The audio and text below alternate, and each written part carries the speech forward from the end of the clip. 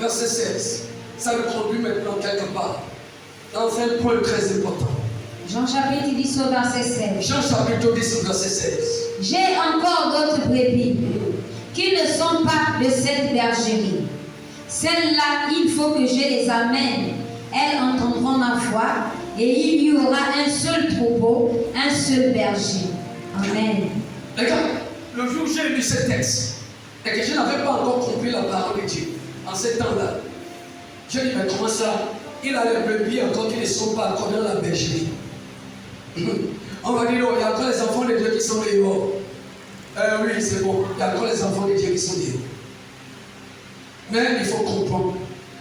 Il faut comprendre exactement ce que Jésus a dit. Il dit ici, il s'est engagé. Il y a des gens qui sont dans le monde qui ne vont pas mourir pour aller en enfer à cause de leur bon état du cœur, qui plaît au Seigneur. Jésus s'est engagé à veiller à ce que ces hommes-là parviennent au salut avant qu'ils ne meurent. Amen. Même si c'est sur le lit de l'hôpital, il va leur accorder la grâce d'être sauvés, parce que pendant leur vie, ils étaient de bénédiction. Pendant leur vie, c'était de bonnes personnes. Amen. Pendant leur vie, c'était des personnes vraiment qui faisaient des choses agréables. Pendant leur vie, c'était des personnes vraiment qui ne pensaient pas qu'il y a eux, mais qui étaient disposées à soutenir à cause de Dieu. Ils font les choses à cause de Dieu. Ils s'étaient à cause de Dieu. Ils font du bien à cause de Dieu. Et à cause de cela, ils se sont même brebis. Même s'ils sont dans leur mandat, je veillerai à ce qu'ils parviennent à la péché. Amen. Exemple qui va t'éclairer sur ça, c'est l'histoire de Corneille. Amen. Actes des Apôtres chapitre 10. Prends partir de verset 1 au verset 4. Regarde ce que la Bible dit. Actes chapitre 10, verset 1 au verset 4. Verset 1, verset 4. Verset 4. Verset 4. Ici, c'est Dieu qui cherche la brebis. Ce n'est pas les brebis qui cherchent Dieu.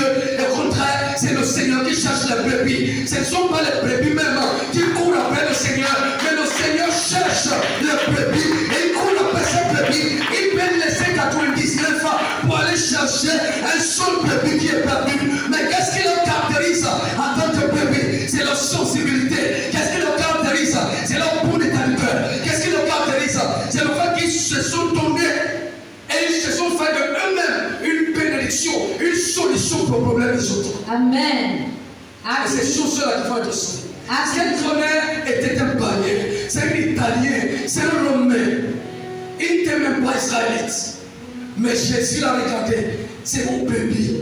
Amen. Parce qu'il a le cœur comme moi. Il fait les choses qui me plaisent. Il fait les choses qui plaisent à Dieu. Et il a dit, ce sont mes brebis, je vais leur sauver. Même s'ils sont dans le monde, je vais leur sauver. Parce qu'ils font des bonnes choses. Amen. Dis le texte. Au verset 4, il est écrit. À partir du premier verset. À partir du premier verset. Oui. Il y avait à Césarée un homme nommé Corneille. Un homme nommé Corneille. S'enteignait dans la cohorte dite italienne. Cet homme était pieux et craignait Dieu. Il craignait Dieu. Avec toute sa maison. Il faisait beaucoup de monde. Il faisait beaucoup de bien. Il priait Dieu continuellement. Il priait Dieu dans son cœur. Vers la deuxième heure du jour, il vit clairement dans une vision. Non, Dieu voit que cet homme-là a besoin de salut. Parce que ce n'est pas parce que quelqu'un fait du bien qu'il est sauvé. Sans Jésus, même quand quelqu'un dans le monde fait tout le bien, s'il n'a pas Jésus, s'il n'a pas trouvé la porte de brebis, il n'y a pas de salut pour lui. S'il ne peut pas parvenir à Jésus avant sa mort, même s'il a fait tout le bien, il n'y aura pas de salut pour lui. Il n'y aura pas de délivrance pour lui. Il ne connaîtra pas la vie éternelle. C'est pourquoi Dieu lui-même, soyons dans l'état du cœur, sachant qu'ils ont besoin de lui. Peut-être qu'il a peur, il ne sait pas comment faire pour lui parvenir. Alors lui-même va disposer les hommes qu'il leur faut pour leur mettre à sa rencontre. Lui-même va disposer les hommes qu'il leur faut pour leur amener à sa rencontre. Amen. Et la Bible dit qu'il a envoyé un ange vers cet homme. Vers la 9e heure du jour, Vers la 9e heure du jour, il vit clairement une vision. clairement une vision. Un ange de Dieu qui entra chez lui Un ange qui entra chez lui et qui lui dit, et lui dit, Corneille, Corneille, les regards fixés sur lui et saisi d'effroi, saisi de foi. il répondit, L'ange répondit, tel Seigneur. Et l'ange lui dit, tes prières et tes aumônes et tous les biens que tu fais sont montés devant sont Dieu. montés devant Dieu. Et il s'en est Et souvenu. il s'en est souvenu. souvenir. Amen. Amen. Un brebis perdu. Amen. Un brebis perdu. Un brebis perdu. Amen. Il y a des brebis perdus dans le monde. Mais Christ lui-même avait la promesse de les recueillir, de les recruter avant même qu'il meure. Amen. Il est parti chercher cet homme. Mais dans le verset 5, qu'est-ce qu'il a dit à cet homme? Verset 5. Il dit quelque chose. Envoie maintenant des hommes à Joppé. Envoie maintenant les hommes à choper. Et fais venir Simon, Fais venir Simon, surnommé Pierre. surnommé Pierre. Alléluia. Amen. Regarde, c'est un berger, c'est un brebis, mais qui a besoin d'un berger selon le cœur de Dieu. Amen. C'est un brebis perdu, mais qui a besoin d'un berger placé par Dieu. Un berger, c'est qui ont marché avec le Christ et qui connaissent la valeur. C'est là qui sont attachés à leur maître et qui ont été établis comme berger pour perdre le troupeau du Seigneur. Alors il va dire, va maintenant, tu es un brebis perdu et tu as besoin d'un berger qui te ramène. Alors il va aller chercher Pierre et quand Pierre va arriver, il va l'annoncer Christ pour ramener cet homme. Et tout de suite, le ciel va s'ouvrir et l'Esprit de Dieu va le baptiser de puissance. Amen. Alléluia. Alléluia. Amen. Oui, ce sont les bébés perdus. Ils sont dans le monde, mais ils sont les bons cœurs. Ils font les bonnes choses. Ils font ça pour Dieu. Ils sont la crainte de Dieu. Mais ils sont dans le monde, mais ils sont la crainte de Dieu. Et ils font les bonnes choses pour attirer la part de la maison de Dieu. Ils sont la crainte de Dieu. Amen. Il y a beaucoup de paniers dans le monde qui ne peuvent pas se permettre de faire même si les critères de l'Église font. Amen. Amen. Amen. C'est la vérité. Moi, j'ai vécu avec les gens, j'ai grandi avec les gens. J'ai vu les hommes honnêtes, sans Jésus. Amen. Oui, parce qu'ils ont le cœur donné à Dieu. Ils vont te parler même à Dieu, n'aime pas ça, mais ils n'ont pas Jésus dans sa vie. Amen. Ils ont la crainte de Dieu, mais ils n'ont pas Jésus dans leur vie. Et ils font du bien aux gens. Ils aident facilement les gens. Parfois, quand d'autres meurent, tout le monde pleure.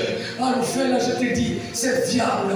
Un homme vraiment qui était toujours là pour les gens. Un homme, oui, c'est parce que c'était les brebis perdus. Mais ils n'ont pas eu, d'autres n'ont pas eu la grâce de rencontrer un berger qui peut leur dire la vérité pour leur ramener en Christ. C'est pas beaucoup sont en train de se perdre, mais Christ s'est chargé à ramener aussi possible les noms qui doivent être sauvés. Amen. Donc même c'est ceux-là qui sont à l'hôpital, en train de partir, ils ont toujours le cœur vers Dieu. Un évangéliste de nulle part va être poussé par le Saint-Esprit. Va dans cet hôpital. Et quand il va arriver, est-ce que tu veux donner ta vie? Je vais donner ma vie à Jésus. Il donnera sa vie à Jésus. Aujourd'hui, il va arriver au ciel. Et que tu sais peut-être, tu n'as pas pu saisir l'occasion de faire partie des brebis. On va t'ouvrir les yeux de connaître. Il va te faire comme ça depuis le. Mais Seigneur, ça c'est la tricherie. Il fait quoi là-bas? Lui, il a été bagné. Et le il était bagné. Il avait un bon cœur. Il était bagné. Mais il était une bénédiction pour les gens. Il faisait du bien sans intérêt. Il faisait le bien sans intérêt. Il faisait le bien aux gens sans intérêt. Il faisait le bien aux gens sans intérêt.